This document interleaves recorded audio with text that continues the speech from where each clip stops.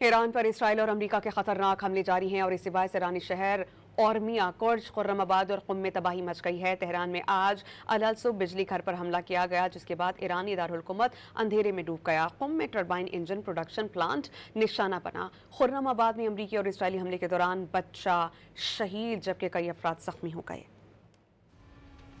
ایران پر اسرائیل اور امریکہ کے شفقانہ حملے جاری ہیں۔ رہائشی علاقوں میں بمباری نے انسانی حقوق کے نام نہاد علمداروں کا اصلی چہرہ دنیا کے سامنے عیاں کر دیا۔ ایرانی شہر اورمیہ میں فضائی حملے میں رہائشی عمارت مکمل تباہ ہو گئی۔ واقعے کے بعد متاثرہ مقام پر امدادی کارروائیاں شروع کر دی گئیں۔ دارالحکومت تہران کے مغرب میں واقع ایرانی شہر کرج پر فضائی حملے کیے گئے۔